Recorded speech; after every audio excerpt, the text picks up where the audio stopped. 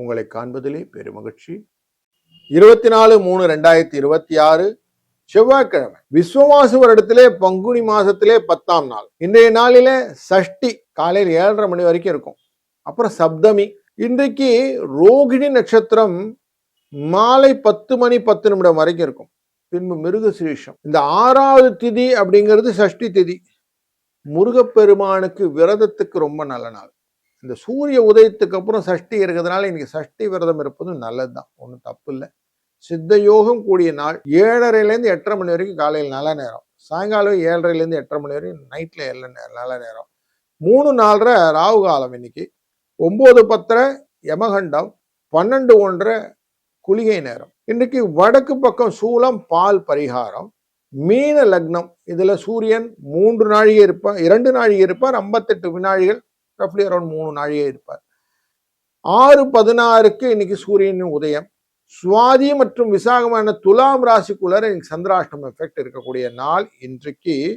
இன்றைய நாளினுடைய மிருகசிரீஷம் அப்படிங்கிற இந்த செவ்வாய் அப்படிங்கிறதுனாலையும் இன்னைக்கு செவ்வாய்க்கிழமை, செவ்வாய் சஷ்டி அப்படிங்கிறதுனால கூடுதலா மண் மனை வாகனங்கள் இந்த விஷயத்துல நீங்க எவ்வளவு தூரம் அந்த விற்கிறது வாங்குறதெல்லாம் செய்யறதெல்லாம் நல்லது. புதுசா வீடு கிரகப்பிரவேசம் பண்றதெல்லாம் நல்லது. மருந்து சாப்பிட்றது நல்லது.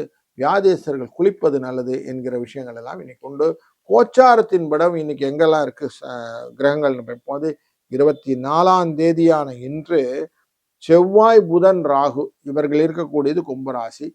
சூரியன், சனி, சுக்கிரன் இருக்கக்கூடியது மீன ராசி.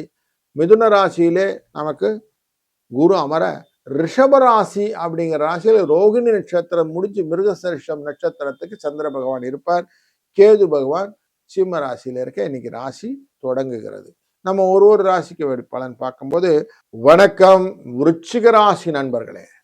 இன்னைக்கு உங்க ராசியின் 7ஆம் இடத்துக்கே அமர்ந்து இருக்கிறார் சந்திர பகவான். உங்க ராசிக்குள்ள சந்திரன் வீக் ஆகும்.